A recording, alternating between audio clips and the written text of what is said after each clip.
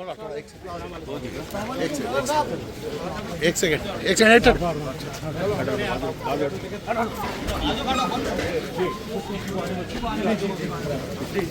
देखो देखो कौन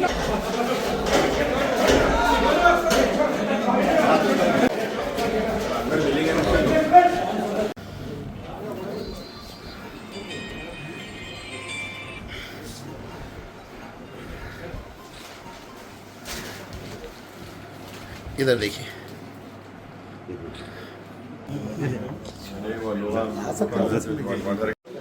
काट ऑटो थोड़ा अल्तामश इधर देखिए चलिए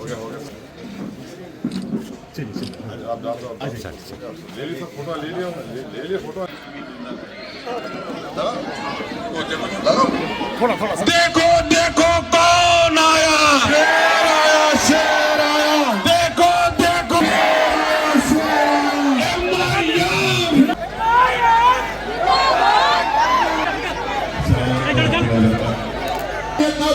तेलंगाना के जुबली हिल्स में ने जिन उम्मीदवारों को आपके दरमियान में लाया, आपकी मौजूदगी, आपका नुमाइंदों की मौजूदगी कि ये जो यहाँ पर जो नूरा कुश्ती चल रही है, कांग्रेसी आपस में साजिश करके हमारे वोट काटने में लगे हैं। इन हालात का फायदा उठाइए, फसल तैयार है कि आपका एक वोट जो इस्तेमाल हो रहा है वो एक यहाँ के सरकार ने समझी है हमारे वोटों को काटने के लिए मरकजी हुकूमत बीजेपी की लोकसभा में ये बहस करवाई कि वंदे मातरम के 150 साल हो चुके हैं, इस पर बहस हुई। जितने मुस्लिम अराकीन ने पार्लियामेंट अपनी तकरीर करे उसको उठाकर देखिए आप और खुद फैसला कर लीजिए, मुझे बोलने की जरूरत नहीं है। 1950 में 24 जनवरी को हमने अपनाया था। उस वक्त हमने आईन में लिखा था कि मजहबी आजादी हासिल होगी। पार्लियामेंट में खड़े होकर कहा कि हम इय्याका नअबुदु व इय्याका नस्तईन बोलने वाले, हम ला इलाहा इल्लल्लाह बोलने वाले हैं। हम हरगिज़ इस चीज को आप मजबूर नहीं कर सकते जो हमारे मजहब की बुनियादी तालीम के खिलाफ है, जो तौहीद है। कोई वंदे मातरम को पढ़ तो ले, उसके माने जान ले।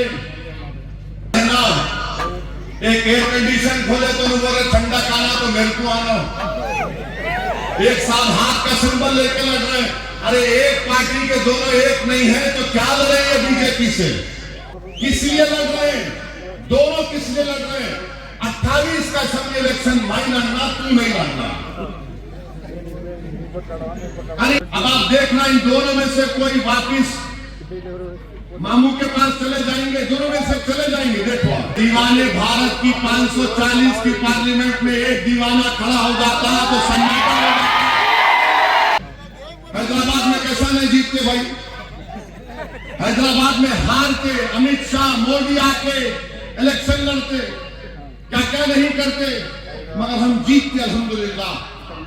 इसलिए जीतते कि वोट डालती आवाम। अगर आज आप वोट डालना शुरू करेंगे तो मैं वादा कर रहा हूं 28 में डिलिमिटेशन होगा।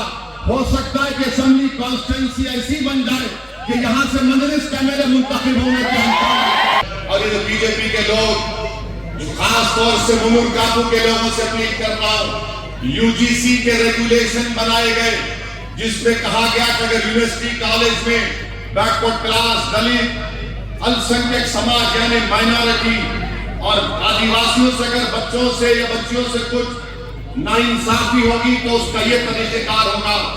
तो पूरे मुल्क में अलाहाबाद के लोग खड़े हो गए। सुप्रीम कोर्ट को मसला गया, ये ऐसी निकम्मी हुकूमत है जो सुप्रीम कोर्ट में अपने रेगुलेशन की हिफाजत नहीं कर सकी। मोदी पार्लियामेंट में खड़े होकर टार्जन की तरह सीने को मारते, मैं सबसे बड़ा बीसी लीडर हूं। मैं बताओ क्या निकला उसमें? मेरे अजीज दोस्तों और बुजुर्गों, मैं आपसे अपील कर रहा हूं कि ये इनके सिर्फ एक हरकतें हैं। इंशाअल्लाह ताला आप देखेंगे कि ये लोग अपने ही चाल में फंस जाएंगे इंशाअल्लाह ताला। जब हर समाज का सियासी लीडर हो सकता है तो एक मजलूम कौम का नुमाइंदा क्यों नहीं हो सकता है? मैं अपने लिए नहीं कर रहा हूं, बल्कि मैं चाहता हूं कि मुझसे काबिल लोग आए, रहनुमाई करें, सियासत में आकर सारे। मैं तमाम जिम्मेदारों से भी आखिर में अपील करूंगा कि SIR अप्रैल में होगा तेलंगाना में।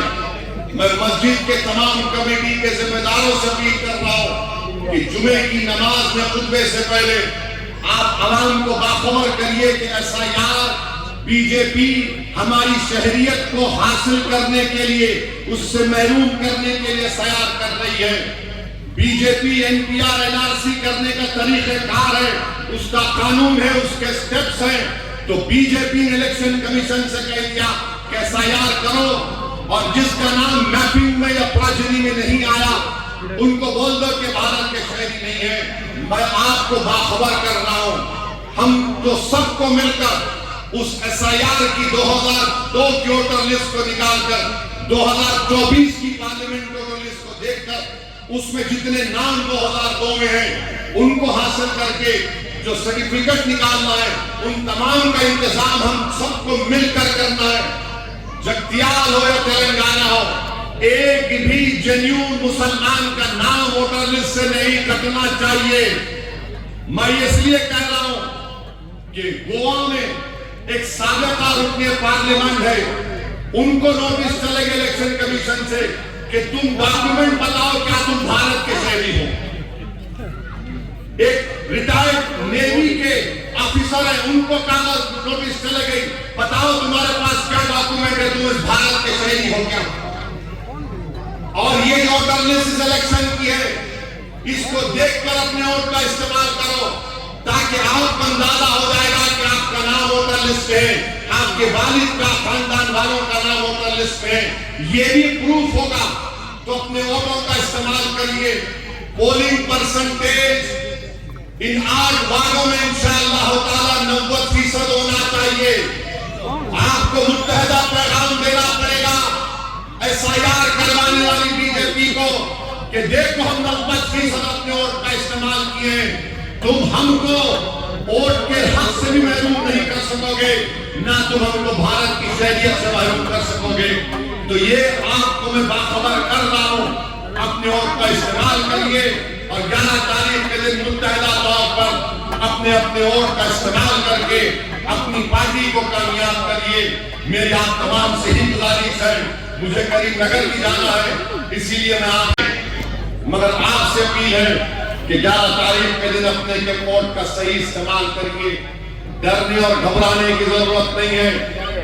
सिर्फ मजलिस 8 कॉर्पोरेटर अपने उम्मीदवार अपने मैदान में उतारी है, तो मेरी आपसे गुजारिश है कि बेखौफ होकर वोट डालिए।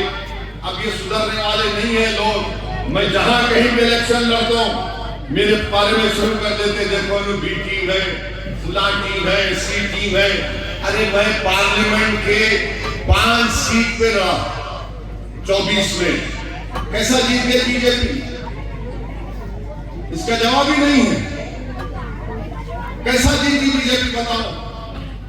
7 यहां पर जीत गई, कैसा जीती बताओ? मैं कुछ किया क्या मगर इल्जाम इसलिए लगाते हैं उस पर कि मुसलमानों की पॉलिटिकल एजेंसी ना बन जाए, मुसलमानों की सियासी लीडरशिप ना बन जाए।